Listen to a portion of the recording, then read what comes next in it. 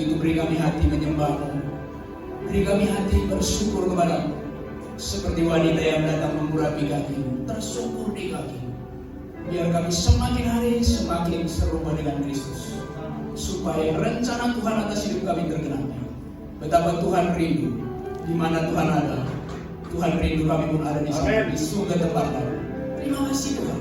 Masa depan kami penuh pengharapan, masa depan kami hilang gembira, dan kami percaya itu, sebab bukti nyatanya Tuhan telah kerjakan.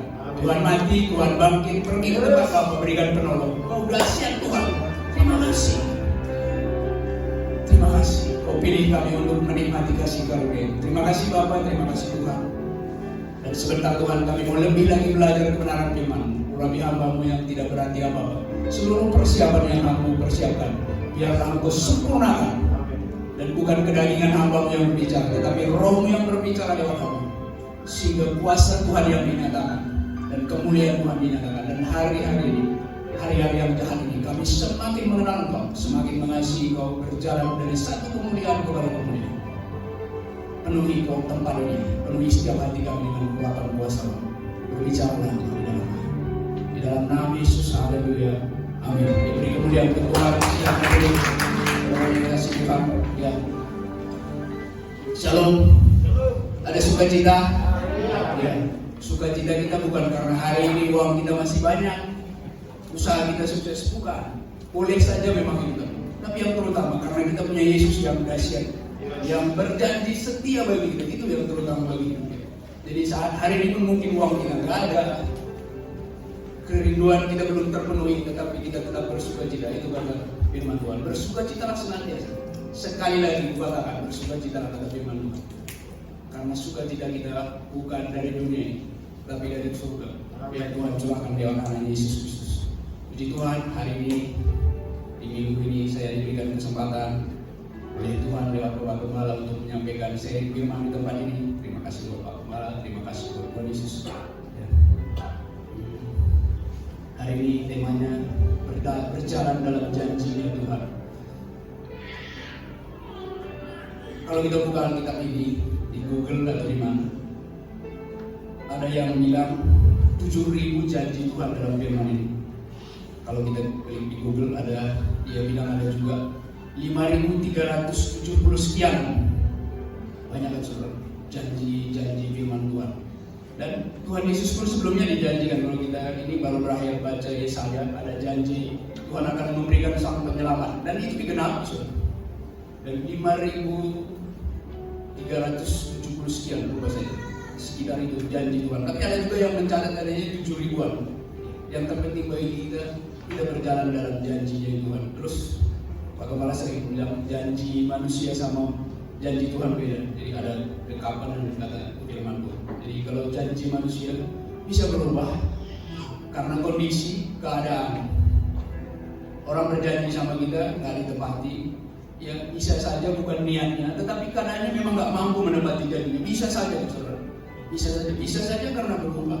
Dan oleh karena janji-janji itu kita boleh menikmati hari ini. Ya, mungkin ada yang mengkredit mobil, kan janji sama leasing, ya surat perjanjian hanya sepertinya pakai materai, bayar DP-nya 10% mungkin. Kita menikmati di rumah, ya ada di kredit, ya surat perjanjian.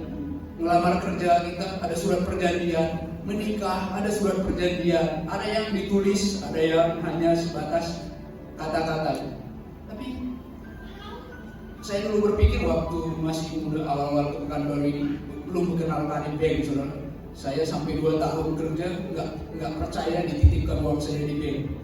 Saya berpikir seorang yang nggak saya kenal, bukan saudara, bukan tetangga, kok dititip uang saya di dalam. Nanti dibawa di kamu kemana? Jadi saya taruh aja di bawah bantal, saudara. Lama-lama om saya mengajari bukan seperti ini. Jadi gitu, karena maklumlah orang kampung, saudara. Jadi seperti itu. Tetapi kita kan percaya, mau 2 triliun, berapa miliar pun kita kasih di bank. Nggak ada saudara kita, ya mungkin aja nggak ada ketepatan saudara kita di dalam, tapi dia pun nggak bisa menjamin kan. Tetapi kita percaya, karena berdirinya sebuah bank dijamin oleh negara, harusnya begitu ya. Makanya ada tutup pun banknya, pemerintah harusnya bertanggung jawab atas itu. Saat pemerintah memberikan izin terhadap sesuatu usaha berdiri, artinya pemerintah bertanggung bertanggung jawab juga karena memberikan izin.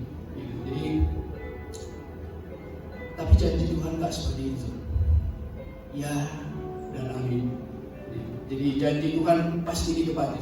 Tetapi seringkali dalam perjalanan hidup kita merasa janji Tuhan ini, ya apa enggak ya?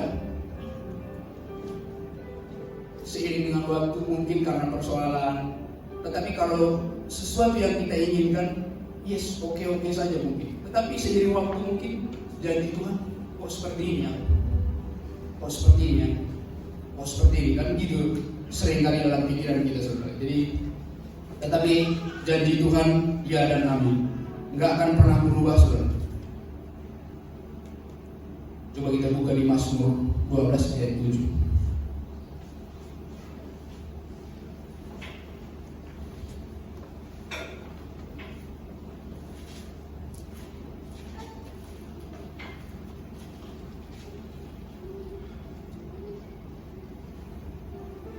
Janji Tuhan adalah janji yang murni, bagaikan perak yang teruji 7 kali dimurnikan dalam dapur pelemburan di tanah. Jadi saya pelajari saudara, perak ini untuk memurnikannya butuh suhu 1200 derajat Celcius. Oh dahsyat kan? Kalau emas kan ada lunak, mungkin ya dibakar aja berdaya lebih. Tapi perak ini sampai dia bisa berkilo katanya seperti cermin, kita boleh berkaca.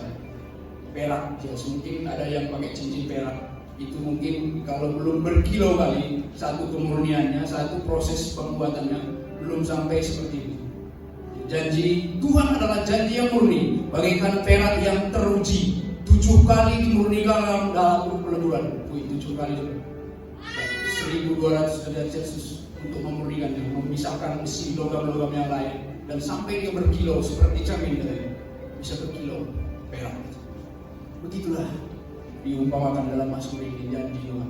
Tetapi seiring dengan perjalanan kehidupan kita, seringkali kita iya enggak janji Tuhan ya? Iya enggak? Seringkali seperti itu. Jadi mari kita tetap percaya kepada janji Tuhan. Ya, siang ini kita mau belajar dari kitab Yosua mengenai bagaimana berjalan dalam janji Tuhan. Kita buka kitab Yosua 6.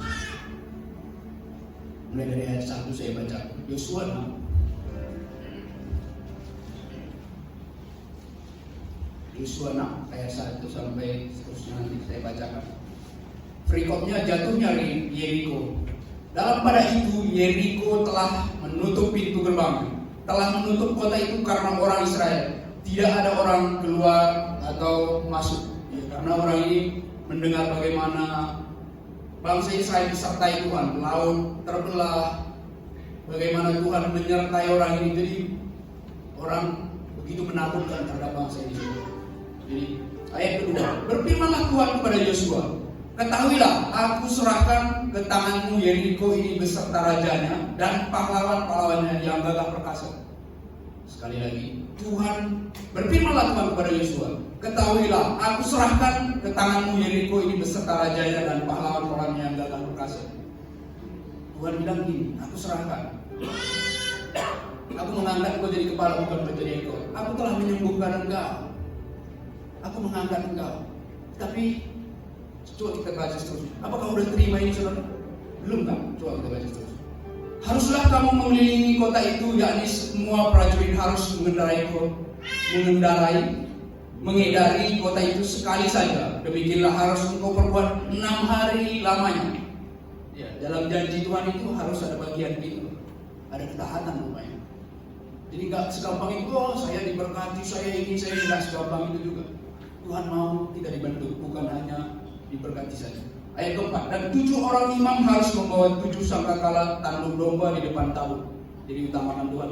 Ini imam suruh bicara di depan. Artinya tetap minta hadirat Tuhan. Ayat kelima, apabila sangkakala tanduk domba itu panjang bunyinya dan kamu mendengar bunyi sangkakala itu, maka haruslah seluruh bangsa bersorak-sorai dan yang nyaring, maka tembok kota itu akan runtuh. Lalu bangsa itu harus memanjatnya masing-masing langsung ke depan. Ini strateginya udah bicarakan Tuhan, tetapi ini belum saudara, belum diterima.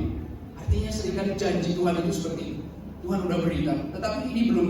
Ayat ke-6. Kemudian Yosua bin Nun memanggil para imam dan berkata kepada mereka, angkatlah tabut perjanjian itu, dan 7 orang imam harus membawa 7 sangkakala tanur domba di depan tabut Tuhan. Dan kepada bangsa itu dikatakannya, majulah, kelilingilah kota itu, dan orang-orang bersenjata harus berjalan di depan tabut Tuhan. Segera sesudah Yosua berkata bangsa itu, maka berjalanlah maju ke 7 orang imam yang membawa 7 sangkakala tanur domba itu di hadapan Tuhan. Lalu mereka meniup sangkakala, sedang tabut perjanjian Tuhan mengikut mereka. Dan orang-orang yang bersenjata berjalan di depan para imam yang meniup sangkakala dan berbarisan menutup mengikut tabut itu, sedang sangkakala terus menerus ditiup. Tetapi Yosua telah memerintahkan kepada bangsa itu, demikian, janganlah bersorak dan janganlah mendengarkan suara, perdengarkan suaramu, sepatah kata pun janganlah keluar dari mulutmu sampai pada hari aku mengatakan kepadamu, bersoraklah dan maka kamu harus bersorak. Demikianlah tabut Tuhan mengelilingi kota itu, mengendarainya sekali saja. Kemudian kembalilah mereka ke tempat perkemahan dan bermalam di tempat perkemahan itu. Ini udah hari pertama, saudara. Hari pertama mungkin saat pergumulan hidup kita masih setia menunggu janji Tuhan. Ayat ke-12 itu. Keesokan harinya Yosua bangun pagi-pagi lalu para imam mengangkat tabut Tuhan. Maka berjalan jugalah mereka ke 7 orang imam yang membawa ke 7 sangkakala tanur domba itu ke depan tabut Tuhan. Sambil berjalan mereka meniup sangkakala. Sedang orang-orang bersenjata berjalan di depan mereka dan barisan penutup mengikuti tabut Tuhan semesta. Sangkakala terus menerus ditiup. Demikianlah pada hari kedua sampai hari ke-7 sudah. Kalau kita baca ayat ke-17, dan kota itu dengan segala isinya akan dikhususkan bagi Tuhan untuk dimusnahkan. Hanya Rahab perempuan sudah itu akan tetap hidup, ia dengan semua orang yang bersama-sama dia dalam rumah itu, karena ia telah menyembuhkan orang suruhan Tuhan itu. Sampai sini dulu. Kalau kita baca cerita ini, sabar juga orang ini ya, kan pasti pikiran kita gitu. Tetapi coba hal ini kita yang hadapi coba. Logikanya kan gini, kalau ikut Tuhan ini, logika kita gini, hari pertama ini belum terjadi apa, temboknya udah mulai retak, baru kita terinspirasi, oh Tuhan bekerja, atau batanya udah mulai sompel. Ini nggak ada sama sekali, saudara. Hari pertama, kedua sampai ke-6 nggak ada apa-apa. Seringkali kan gitu, kita udah berdoa terhadap penyakit kita, pergumulan kita, apapun yang kita rindukan, nggak ada kan? Misalnya seperti itu, Tuhan izinkan seperti itu. Kalau saya sebagai tuannya, untuk memotivasi rekan sekerja saya, dan saya kasih ujian, hebat ya, teruslah. Ini kan udah nampak hasilnya kerja kita, kan gitu. Tetapi kok Tuhan, untunglah bukan saya yang buat itu. Tapi Tuhan nggak buat seperti itu, menguji bangsa ini. Harusnya kan udah 7 kali kita kelilingi, orang pun mungkin begini, woi bodoh, apalah kerjaan kau itu? Keliling-keliling aja, kayak orang gila lah keliling. Kan pasti gitu, mungkin dari tembok ini tebalnya setebal bangunan itu.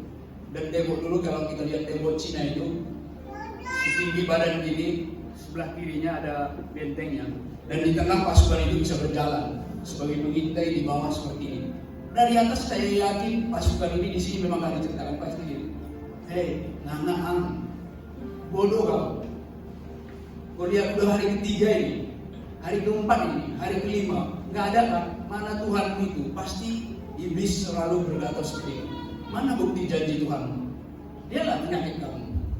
Sampai hari ini belum apa-apa kan? Udah kamu doakan, udah minta hamba Tuhan berdoa. Di sini ada imam kan? Ada imam kamu di depan. Mana? Nggak ada itu. Udahlah. Pasti seperti itu. Ejekannya dari atas orang-orang tentara Yeriko ini. Tetapi sudah sih, orang ini kenapa? Saya pelajari saudara, lari sedikit. Presiden Amerika yang ke-32 saudara. Jadi dia terpilih dan pergaulannya berubah saudara. Dari hal biasa, saya lupa namanya, ke-32. Roosevelt, siapa namanya? Benjamin Roosevelt, lupa saya. Jadi istrinya berubah statusnya, jadi pergaulannya orang-orang ini.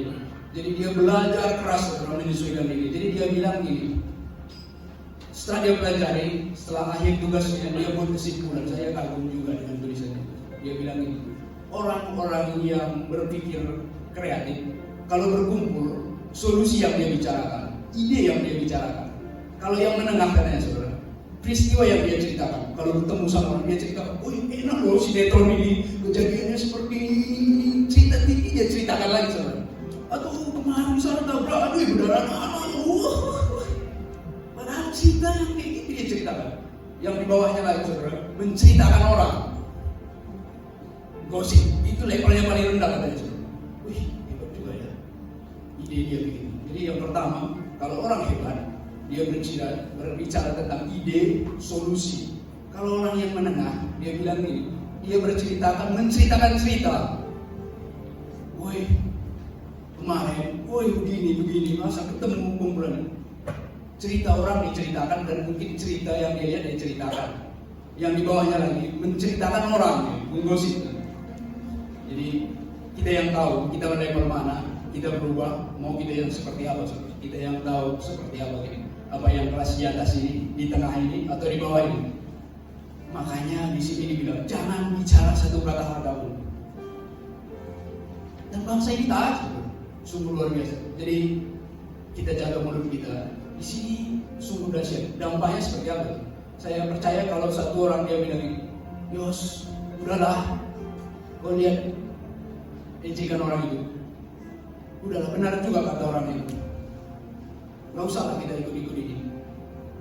Ya kalau memang ada pasukan kita perbanyak pedang, kita asah, kita dobrak. Apa kayak idenya yang lebih masuk akal?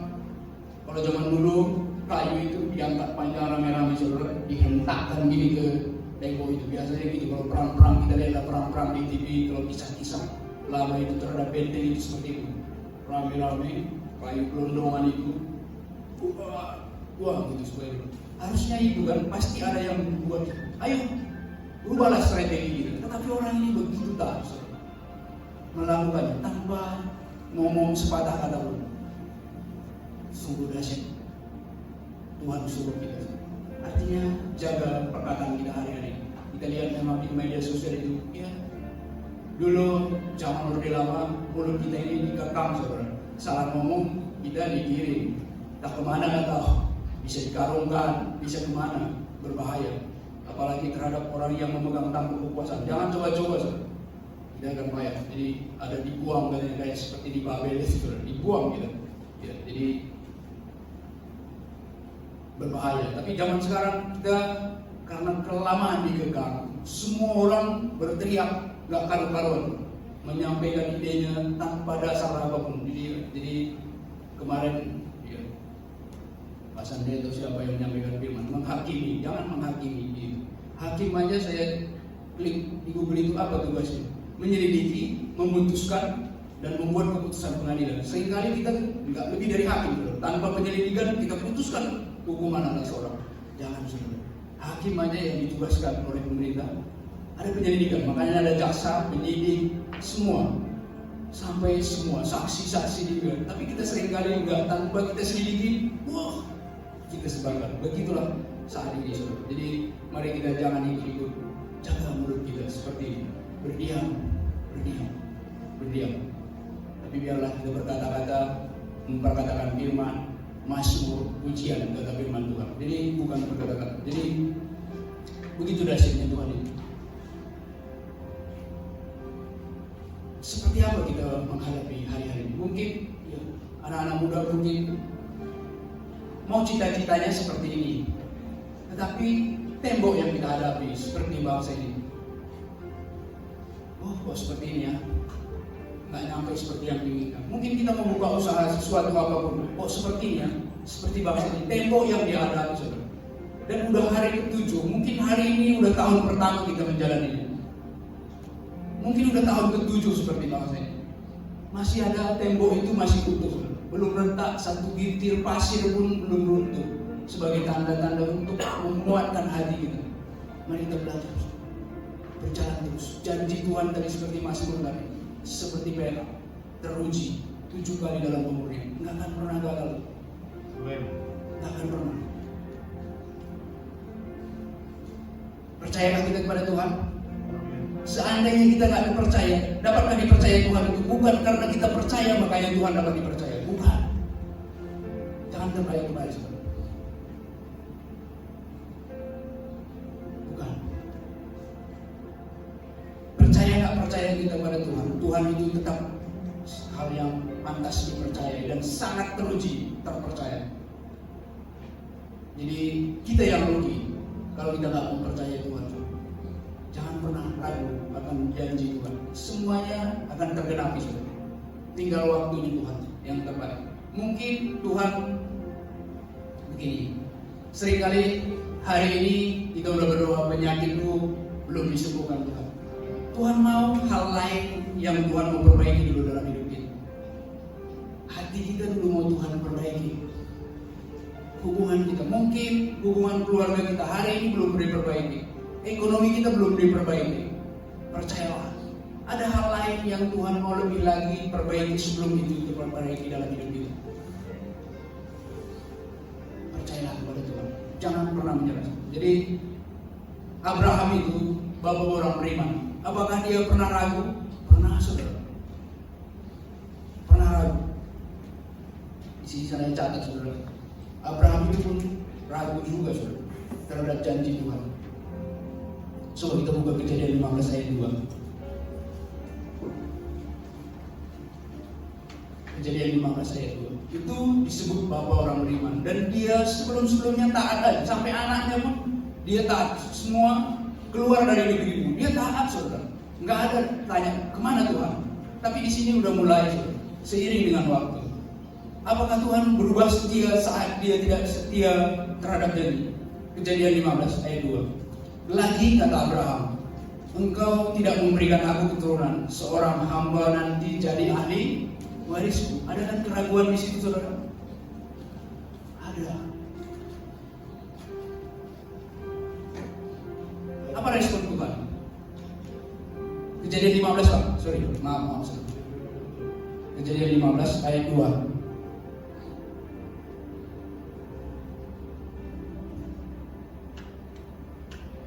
Kejadian 15 Abraham menjawab ayat 2. Abraham menjawab, ya Tuhan Allah, apakah yang engkau berikan kepadaku karena aku akan meninggal dengan tidak mempunyai anak dan akan mewarisi rumahku ialah Eliezer orang Damsyik itu? Ada nggak keraguan di sini? Ada kan, saudara? Ada.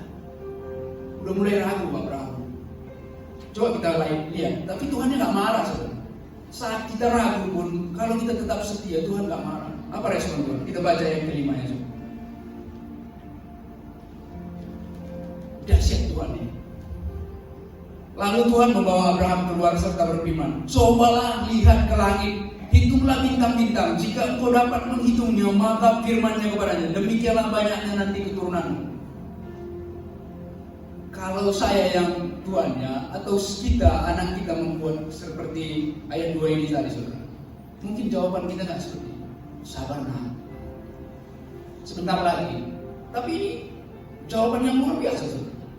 Lalu Tuhan membawa Abraham keluar serta berfirman, makin Tuhan menegaskan janjinya itu.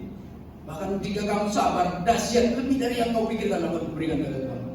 Coba lihat ke langit, hitunglah bintang-bintang. Jika engkau dapat menghitungnya, maka firman-Nya kepadanya, demikianlah banyaknya nanti keturunanmu. Hari ini seperti saya bilang tadi, pergumulan kita, masalah kita belum masih ketemu tembok, saudara. Hari ini kita ketemu lagi firman ini. Kalau kita intim dengan Tuhan, nggak lari dari Tuhan, maka firman yang dahsyat lebih lagi Tuhan berikan. Tapi kalau kita lari, maka iblis akan bilang gini, nggak ada janji itu. Kamu lihatlah, pasti itu. Jadi jangan lari dari Tuhan untuk menunggu janji Tuhan. Lalu Tuhan membawa Abraham. Ini saya kagum kali bacanya. Lalu Tuhan membawa Abraham keluar serta berfirman, cobalah lihat ke langit. Ini udah umur tua, saudara, udah mulai ragu. Dikasih lagi harapan yang lebih besar. Pandanglah ke langit itu, hitunglah bintang-bintang. Wih, kayak mana hitungnya? Secara kasat mata aja kita pusing hitungnya. Apalagi pakai alat, mungkin berjuta-juta, berbiliar-biliar di atas sana. Hitunglah bintang-bintang. Jika engkau dapat menghitungnya, maka firman-Nya kepadanya, demikianlah banyaknya nanti keturunanmu.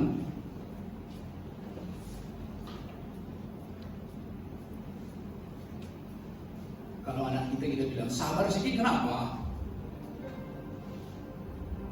Belum gajian ini, sabar kenapa sih? Bapak akan tepati, pasti itu kalimat kita. Penekanannya akan lebih tajam gitu.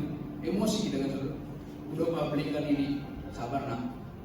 Bapak kemarin bilang sabar, ini udah 3 kali sabar nih Pak, udah 3 kali gaji belum juga. Pasti kita marah, udah diam.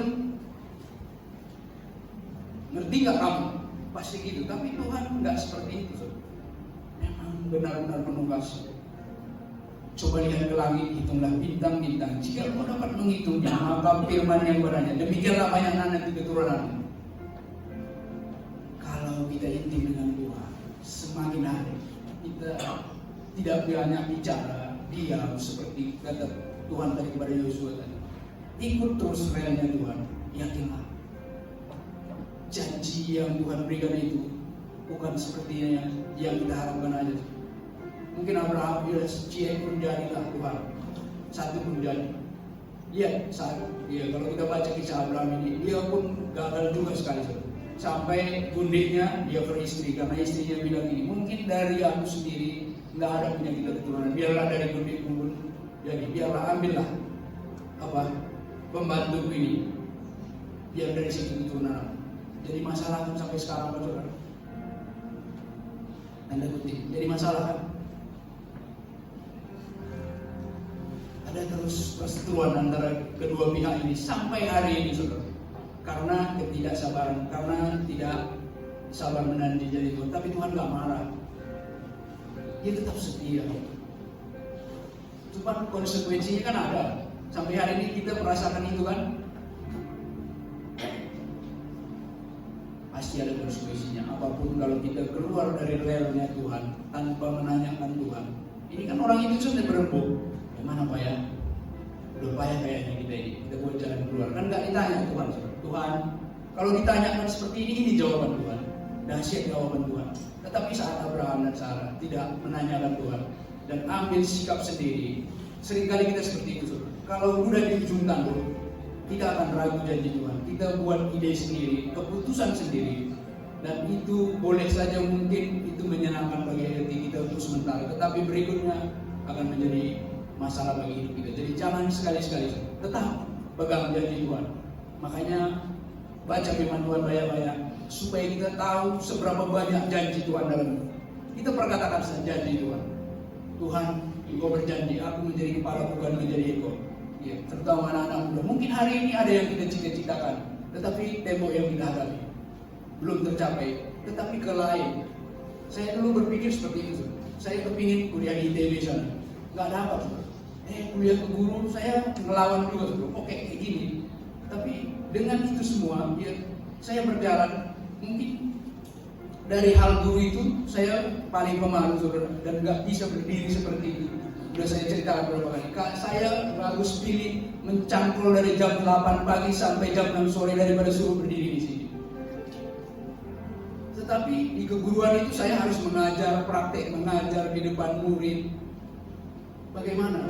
Mama saya menyekolahkan saya dengan bercucuran keringat seorang diri. Kalau saya lari dari panggilan kuliah itu, tentu mengecewakan mama saya. Saya berjuang, ya udah dengan menggigil begini. Karena muridnya bukan lihat pelajarannya, lihat saya dan tiba lihatnya saudara.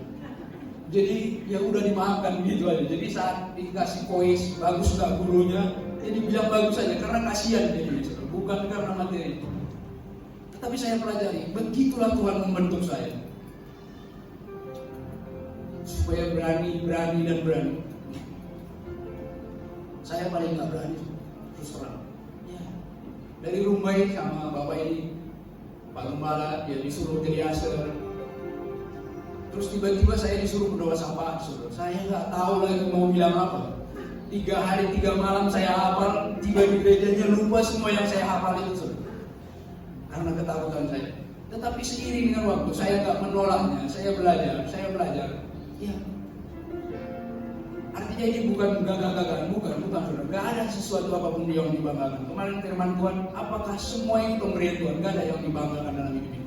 Tetapi begitulah saat kita mau, ya Tuhan akan bentuk kita terus. Tetapi seandainya saat itu saya lari Pak, saya kan gak mampu Pak. gembala, saya nggak akan mampu. Dalam pilihan yang lain, mungkin saya akan nggak seperti itu. Saya akan tetap di dalam grogi saya, dalam ketakutan saya. Tetapi mari kita belajar. Tuhan mau kita seperti itu. Pegang janji Tuhan. Jadi semakin banyak kita baca firman itu, semakin perkatakan janji Tuhan. Perkatakan janji Tuhan. Mungkin hari ini penyakit kita dalam tubuh kita perkatakan. Tetap perkatakan oleh bilur-bilurnya, aku telah disembuhkan. Engkau penyakit tidak berkuasa lagi hari hidupku, karena Tuhan telah menyelesaikannya bagiku. Tetap perkatakan saudara. Mungkin hari ini pun belum sembuh. Mungkin yang kita ditinggalkan, mungkin orang tua kita tetap mati dalam hal penyakit itu. Tetapi percayalah, iman kita yang teguh itu Tuhan pasti perhitungkan. Tapi kita seringkali penyakit kita ini duluan sembuh, bukan roh kita dulu yang disembuhkan, rohani kita. Seringkali kita seperti itu. Tuhan mau nggak seperti itu, saudara? Terbalik. Tuhan mau rohani kita dulu dipulihkan. Kalau penyakit kita hal yang kecil bagi Tuhan.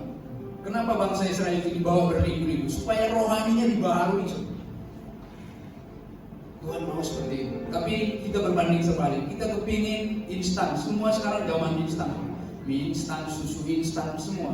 Jadi demikianlah kita diajari. Dan berjalan dengan iman ini gak segampang itu. Seperti orang itu. Gak bisa dipungkiri kita berjalan lewat indera kita sendiri. Indera visual kita, baik itu mata, pendengaran, apa kata orang, pengalaman dari kita dipelajari dari sekolah. Memang ini sebuah toko didirikan, ya, kita tahu toko yang paling banyak di kota ini ada nama 2 toko. Dia ada tim survei saudara. Sekian berapa ribu orang pergerakan dalam sehari dalam perjalanan ini.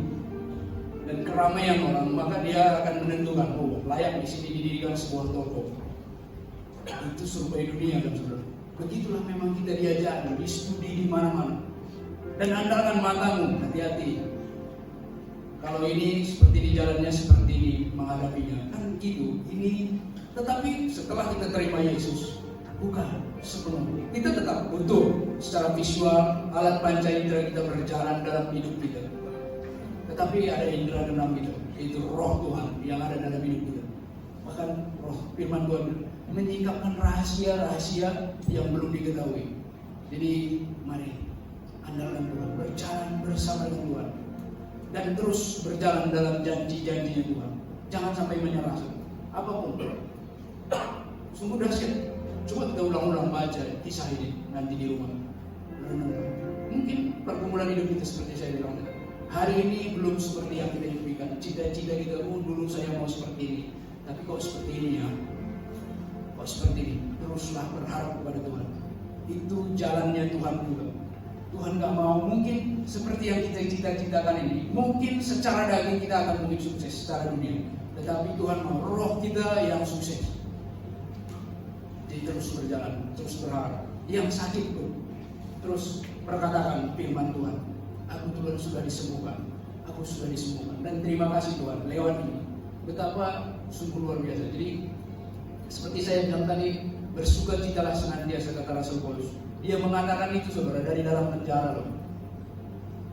Kalau saat dia mengadakan sesuatu event yang luar biasa, memenangkan jiwa banyak, dan pelayanannya buka di mana-mana, dan dia diberkati dan berkelimpahan. Ya yes oke. Tetapi dia dalam penjara, bersukacitalah. Jadi sukacita kita itu bukan karena keadaan.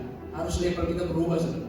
Kalau karena keadaan bisa berubah, besok bisa hilang, bisa ludes, bisa lenyap.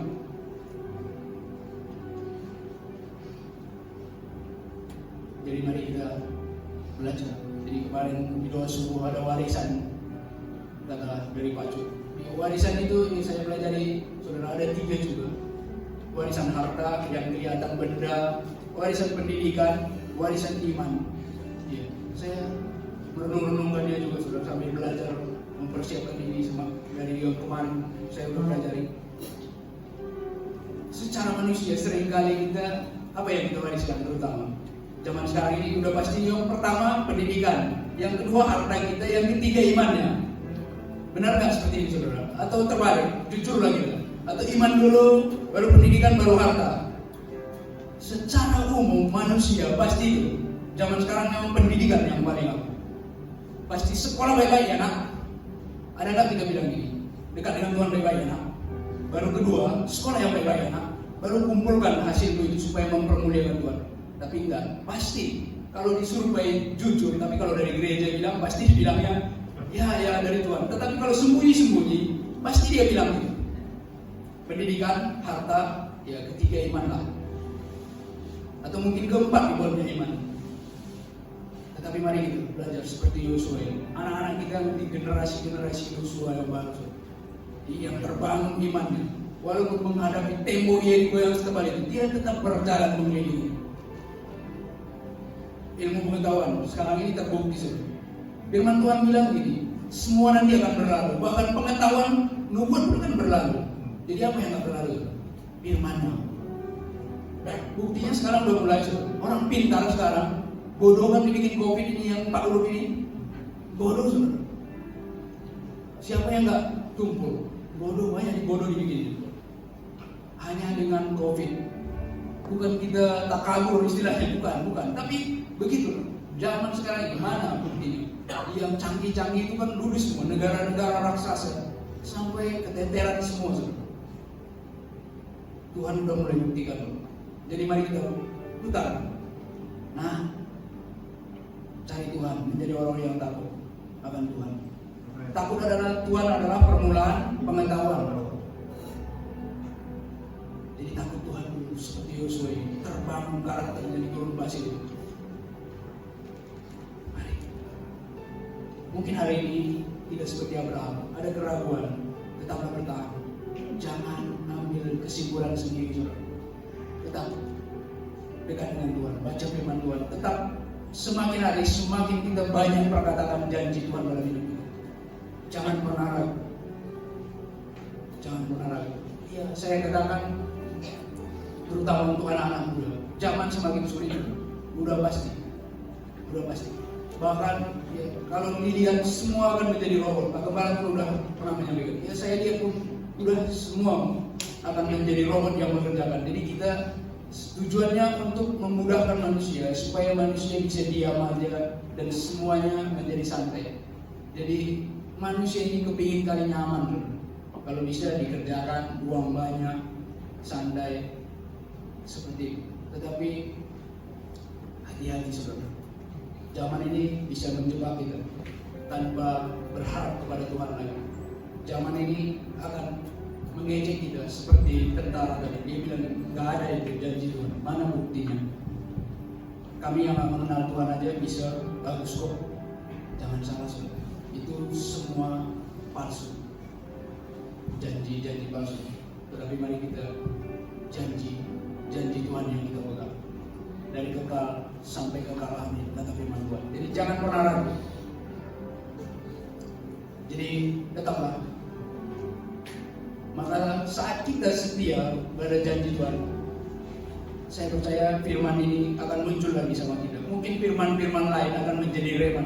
Cobalah lihat ke langit, hitunglah bintang-bintang. Jika engkau dapat menghitungnya, maka firman-Nya kepadanya, demikianlah banyaknya nanti keturunan. Tapi nggak berhenti sampai di situ. Saat Abraham mendapatkan Ishak, bagaimana Ishak yang diharapkan berat sekian ratus tahun, diminta Tuhan lagi, saudara. Nggak sampai berhenti di situ. Jangan kita bangga juga. Oh, udah memiliki sesuatu. Jangan sampai. Ayub itu begitu luar biasa. Jadi lepaskan Tuhan. Artinya Tuhan mau kita nggak terpaut dengan semua itu. Saat Abraham nggak terpaut terhadap janji, Abraham tidak komplain saudara, karena dia melihat bagaimana janji Tuhan digenapi. Semakin hari semakin teguh imannya. Nggak dia bilang Tuhan, ini yang ku minta Tuhan, ini yang ku nanti bertahun-tahun. Tuhan minta lagi. Dulu oke lah, Tuhan buka rahim istriku, tetapi ini udah berumur berapa lagi Tuhan? Nggak ada. Abraham begitu luar biasa mentaati firman ini. Jadi mari kita belajar dari kedua tokoh ini. Tetap kuat dalam Tuhan. Saat keraguan itu muncul, itu udah manusiawi. Dan saat kapan keraguan itu muncul? Saat kita bandingkan kekuatan kita dengan persoalan kita. Oh, lebih besar dia, lebih besar lawanku, lebih besar masalahnya dari kekuatan. Bagaimana aku bisa menyekolahkan anaknya? Gajiku UMP saja. Bagaimana kita batasi karya Tuhan? Seringkali kan seperti itu dalam hidup. Bagaimana aku bisa sukses? Bapakku cuma sebegini, bapakku cuma begini, orang tuaku cuma sebegini. Kan itu yang sering membatasi. Itu bisikan dari kedagingan kita yang dimanfaatkan oleh iblis. Makanya hiduplah oleh roh, kata firman Tuhan, bukan kedagingan. Saat kita mengandalkan kedagingan, itu kan emosi kita, saudara. Maka saat itulah iblis akan memanfaatkannya. Makanya hiduplah oleh roh, kata Tuhan. Jangan daging. Saat kedagingan kita, perasaan kita gunakan, maka iblis memanfaatkannya, saudara. Iya benar itu. Kau memang gak mau. Udah sekian umur kau, gak bisa lagi. Udahlah. Begitu kata iblis. Jadi iblis selalu mau menipu kita. Bagaimana janji terhadap Adam dan Hawa? Kalau kamu makan, kamu akan seperti Tuhan. Sesudah makan, mana iblis itu? Gak ada lagi bekasnya kan?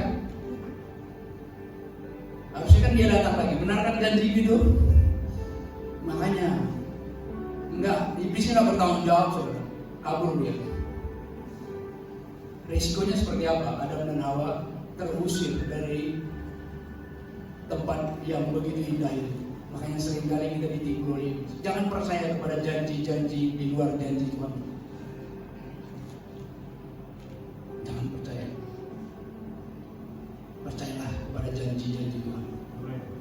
Jangan percaya. Kalau kita berharap kepada manusia, seringkali kita mengecewakan. Tetapi saat kita bersandar kepada Tuhan, janjinya tidak pernah mengecewakan. Dia ada namanya. Seperti Mazmur tadi, janji Tuhan adalah janji yang murni bagaikan perak yang teruji, 7 kali dimurnikan dalam dapur. Jadi begitu dahsyatnya janji Tuhan. Berharaplah terus, jangan sampai kita lengah, supaya iblis tidak memanfaatkan. Jadi sampai kapanpun, sampai titik darah penghabisan, kita tetap percaya kepada Tuhan. Mungkin hari ini, mungkin sampai saya dulu awal-awal pertemuan rohani ini, saya pikir seperti itu. Kalau orang sungguh-sungguh, kalau hamba Tuhan mati di dalam penyakitnya, apakah besar dosanya? Saya dulu berpikir seperti itu. Makanya dulu ada harapan ini. Kenapa orang menjadi hamba Tuhan? Ada juga motivasi supaya bebas dari penyakit, bebas dari masalah, bebas dari ini. Mungkin ada harapan orang seperti itu. Tetapi ya, janji Tuhan, aku telah sembuhkan engkau. Tetapi Tuhan kadang izinkan itu karena begitu. Ini tubuh ini akan kita gantikan. Saya dikirimin TikTok oleh kawan saya. Dia buat gambaran seperti ini. Semua rame-ramenya orang, ujung-ujung hidup ini kuburan. Jadi di depan ini kuburan ternganga semua. Jadi jalan ada yang masih kecil masuk ke dalam, jalan lagi udah umur semua masuk ke dalam, ada yang anak-anak masuk ke dalam. Wih, seram juga, tanggal semua. Kegagalan, tanggal, kureng kayak robot pulang masuk semua kuburan itu. Dia juga. Kalau di luar Tuhan, begitulah hidup dia. Ujung-ujungnya dia lah, kuburan kita semua kan. Siapa yang udah bertahan sampai hari ini? Enggak ke kuburan semua. Saya kerja di Palasana, saudara. Jadi kuburan COVID di sana. Setiap menit, udah bosan dengarnya, saudara. Nggak sore, nggak siang, nggak malam. Oh, dia kan di Palas, samping tempat saya kerja itu, dari atas ke sana kuburan COVID, saudara. Begitulah kita nanti semua, ke sana semua. Yang menjadi pertanyaannya, apakah sesuai dengan iman percaya kita sampai di sana? Hanya di lembah maut itu? Enggak kan, saudara. Dalam tanda kutip, kalau itu benar dan percaya Yesus, maka itu ini aja yang kesana, tubuh ini. Tubuh yang baru digantikan dari tubuh kemuliaan. Kita akan terangkat bersama dengan Tuhan di awan. Cukup dahsyat kan, saudara. Jadi jangan seperti TikTok yang dikirimkan kawan saya itu. Masuk semua, masuk ke kuburan, datang lagi. Ada yang masih kecil, ada yang kaya. Masuk semua, ujung-ujungnya ada yang memang 10 tahun, 20, 50, 60. 100, tapi ujungnya kuburan semua. Ngeri kan saudara? Kita mau nggak seperti itu. Kita betapa beruntung. Tuhan Yesus sudah buktikan Dia memang masuk dan Dia ambil kunci kerajaan maut itu, supaya kita nggak seperti itu. Mungkin besok, lusa, entah kapan kita akan mati, tapi tubuh ini yang mati karena ini dari tanah, kembali ke tanah kata firman Tuhan. Tetapi roh kita dan tubuh kemuliaan itu dikenakan bagi kita, dan jubah kemuliaan itu kita bersama-sama dengan Tuhan. Dahsyat kan saudara. Jadi pertahankan iman itu, berjalanlah terus, jangan sampai menyerah. Itu harapan kita. Semua kita mau ke sana. Dan lebih lagi Tuhan merindukan. Tuhan bilang gini, di mana aku berada, aku ingin engkau pun berada di sana. Karena di rumah Bapakku banyak tempat, kata firman Tuhan. Jangan-jangan Tuhannya aja yang rindu. Kita rindu nggak di sana ini? Jangan nanti Tuhan yang bertemu sebelah tangan. Tuhan yang rindu udah mau mati, turun ke dunia, dicambukin, diludahin, digantung di sana itu, supaya kita dia ada di mana itu dia kita berada. Tapi respon kita seperti apa? Saya udah beberapa kali bilang itu. Saya mengagumi Tuhan itu. Saat orang kita pacaran, atau kita dilamar seseorang, kenapa kita pacaran? Gagah, pintar, ganteng, kaya, itu banyak prioritasnya. Salah satu bisa aja cantik, seksi, mungkin ada penilaian-penilaian, baik hati, perhatian. Mungkin belum semuanya, salah satu pun kita mau menerima jadi pacar kita, suami kita. Tapi Tuhannya kayak mana? Sebutannya apa? Perkasa, mulia, agung, penuh kasih, semuanya. Apalagi sebutannya?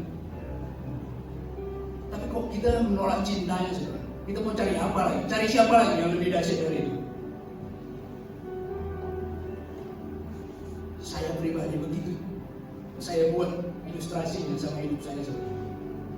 Jadi saat bangun pagi itu, saya rindu ketemu sama yang ganteng itu, yang perkasa, yang ajaib itu, yang penuh kasih itu. Saat kita datang ke gereja itu kan gitu kan saudara. Kita kepingin ketemu sama Allah kita, yang dahsyat itu, yang hebat itu, yang penuh perhatian itu, yang kaya itu.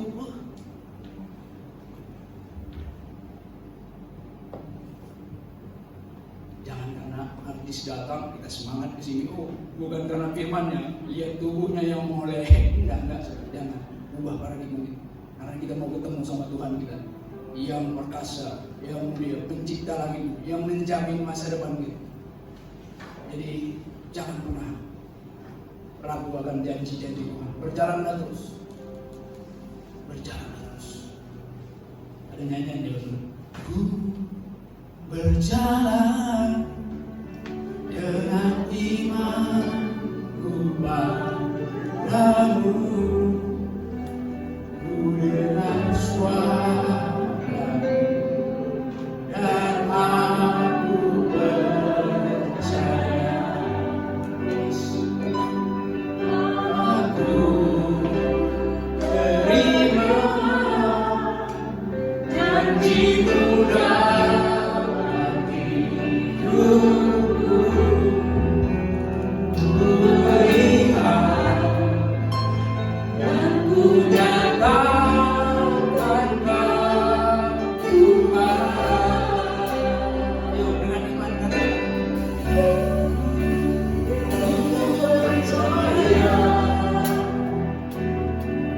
Kau sanggup merubah menjadi siang.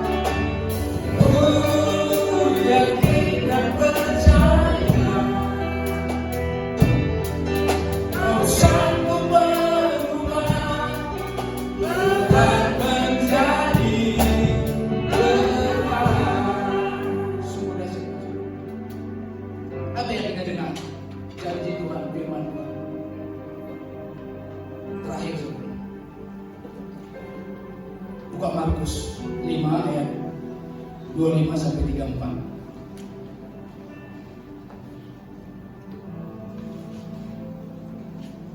Markus 5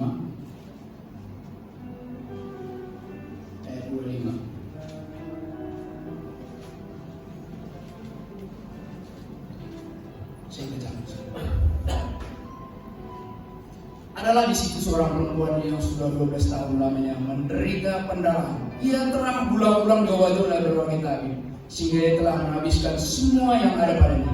Namun sama sekali tidak ada faedahnya, malah sebaliknya keadaannya makin memburuk.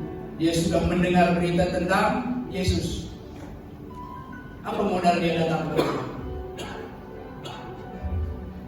Dia mendengar firman.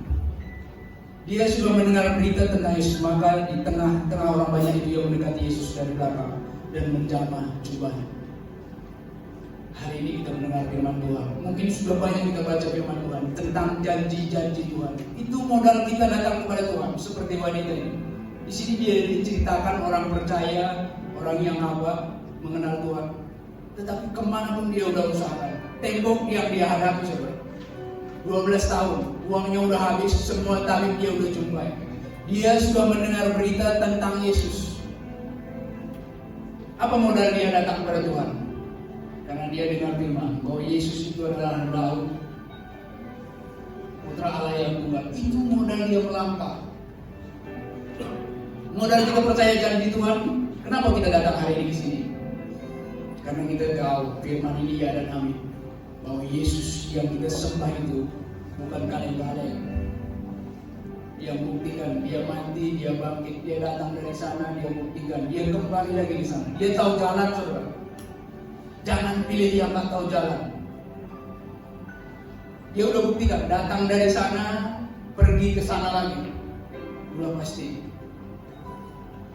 Jadi Pak Gembala Israel, gektornya bilang gini, Pak, seandainya kita tanya, udah pernah ke Israel? Belum Pak, inilah pertama kali, sama seperti Bapak. Itu nggak bisa diterima jadi gektor, karena dia udah berpengalaman, tahu ini di mana sejarahnya sampai Jawa. Mungkin kalau Pak Gembala nanya, oh ini apa artinya Bethlehem? Apa artinya? Mungkin dia udah hafal semua, ya kan? Udah pasti.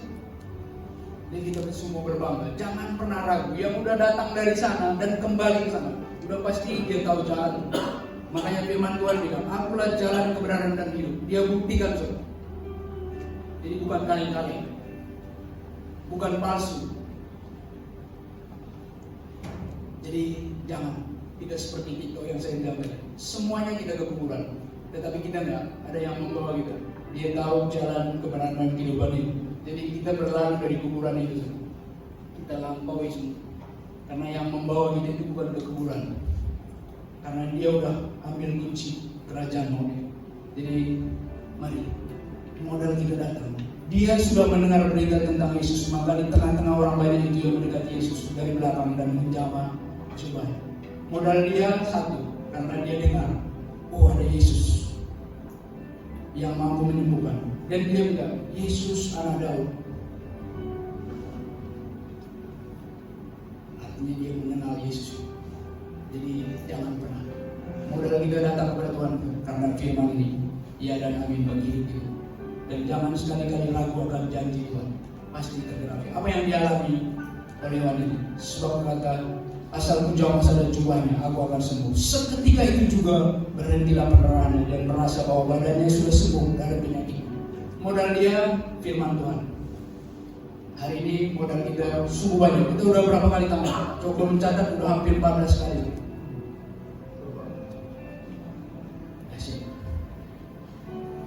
Jadilah kita pelaku firman, semakin terbangun oleh firman ini, supaya kita nggak salah menerima janji-janji yang palsu nanti. Carilah terus Tuhan, setialah. Ku berjalan dengan iman kepadamu, ku dengar suaramu dan aku percaya kata lagu. Ini lagu dahsyat. Ku terima janjimu dalam hidupku, ku melihat dan ku menyatakan Engkau lah Tuhan. Kita sudah menyatakan Engkau Tuhan yang dahsyat hebat bagi, yang janjinya ya dan amin bagi. Ku yakin dan percaya Kau sanggup mengubah malam menjadi siang. Saat masalah datang kepada kita, saat tembok itu belum runtuh satu pasir pun, nyanyikan lagu ini. Pujian ini sambil naikkan doa kepada Tuhan. Saya percaya, maka seperti tembok Yeriko akan runtuh, lenyap seperti debu dia. Enggak tumbang, puing-puingnya cuma ada tertinggal ada bekas wanita yang pernah menolong Rahab itu. Itu menyaksikan Tuhan mau kepingin itu, bukan karena kuatnya bajunya, tetapi sebagai monumen untuk mengingat bahwa janji Tuhan digenapi terhadap orang yang dursila pun saat mau datang kepada Tuhan mengalami keselamatan. Apalagi kita, grup-grupnya Yosua gitu, sampai debu, puing-puingnya pun nggak terlihat. Bisa nggak bayangkan itu? Jadi debu semua, tembok sebesar ini. Dahsyat kan? Nggak tumbang juga, berantakan kan susah juga nyerahnya ke dalam. Tetapi Tuhan begitu dahsyat. Saat orang ini taat mendengar suara Tuhan lewat hambanya Yosua, jangan keluarkan suara. Disitulah pertama kata haleluya itu diteriakkan. Haleluya, haleluya. Runtuhlah tembok itu jadi debu. Jadi sungguh firman, ku yakin dan percaya kau sanggup mengubah malam menjadi siang. Ku yakin dan percaya kau sanggup mengubah beban menjadi berkat. Percayalah, percayalah. Kenapa saya tekankan anak-anak muda? Saya melihat zaman itu begitu luar biasa. Kalau enggak bertumbuh di dalam Tuhan, berbahaya sungguh. Mungkin hari ini, seperti saya bilang tadi, cita-cita kita seperti ini, tapi ada tempo yang menghalangi. Bahkan kita diarahkan tetap berharap kepada Tuhan. Yakini janji Tuhan di ayat dan amin. Supaya terlebih generasi muda kita tetap berjalan dalam perang seperti Yosua. Generasi tetap berkemenangan di dalam Tuhan. Kalau enggak, dengan kecanggihan ini saudara, orang akan meninggalkan Tuhan. Tapi biarlah di tempat siapapun yang mau mendengar firman ini, tetap jadi anak muda yang dahsyat luar biasa. Tetap pegang janji Tuhan. Jangan pernah lepaskan janji Tuhan. Walaupun hari ini mungkin seperti saya bilang masih ada tempo. Pasirnya belum jatuh. Udah tahun ke-7, ke-17, mau tahun ke-berapa belum? Tetap berjalan. Percayalah. Tembok itu akan runtuh seperti ini saat kita dalam kepada Tuhan. Ini yang bisa saya sampaikan. Saya serahkan kepada Tuhan.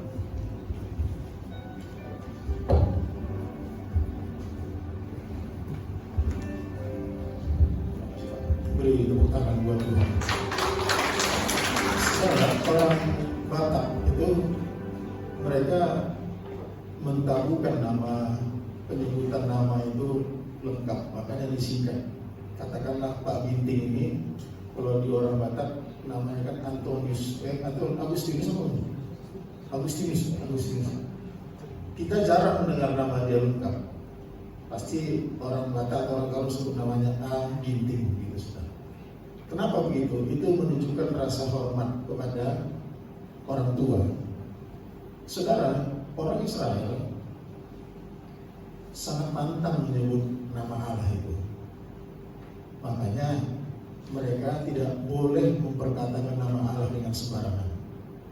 Dibuatlah nama itu dengan huruf mati, saking mereka sangat mengagungkan nama Tuhan itu. Tetragrammaton istilahnya, YHWH, huruf mati, nggak bisa disebutkan. Makanya mereka ketika membaca Alkitab itu bertemu dengan kata YHWH, mereka sebutnya dengan Adonai. Mereka bacanya dengan Adonai, sebutan nama Allah. Kenapa begitu? Saking mereka kagumnya dengan Tuhan itu, saudara. Saking mereka hormatnya dengan nama Tuhan itu. Begitulah cara mereka mengagungkan Tuhan. Saudara, ya sekalipun di zaman perjanjian baru ini kita tidak ada lagi yang seperti itu, dipersilahkan menyebut nama Tuhan. Ya, tapi begitulah gaya orang Israel mengagungkan nama Tuhan yang dahsyat itu. Saudara, sampai di mana kita punya hati mengagungkan nama Tuhan? Saudara yang bisa menjawab itu. Amin semua saudara. Saya percaya ketika kita bangga selalu dengan Tuhan, kagum selalu dengan Dia, maka semangat kita pun untuk mencari Tuhan tidak akan pernah kendor untuk Dia. Pagi-pagi kepengen mau doa, kapan lagi Pak kita berdoa? Kapan kita tatap muka? Pengen mau bertanya, saudara. Amin semua saudara. Nah, puji Tuhan. Nah, next kita akan buat nanti ke depan ada ruang doa kita sudah kita buat. Kita akan berdoa 2-3 orang saja dengan rumah doa atau yang disebut dengan menara doa kita akan buat, kita akan bergantian. Dan nanti tanggal hari Selasa khusus tim praise and worship, doa, ujian dan penyembahan pukul 18 sore kita ada di sini. Hari Selasa berdoa dan pukul 19 ada diklat untuk praise and worship. Saya berharap semua kita harus hadir, datang untuk menikmati dan melatih diri kita mengagungkan nama Tuhan yang dahsyat. Beri kemuliaan buat Tuhan kita. Haleluya, kita berdoa. Kami bersyukur hari ini kami diberikan pemahaman baru tentang kedahsyatan janji Tuhan, covenant-nya Tuhan atas setiap umat Tuhan yang Tuhan jadikan seperti biji matamu Tuhan. Janji kami kepada manusia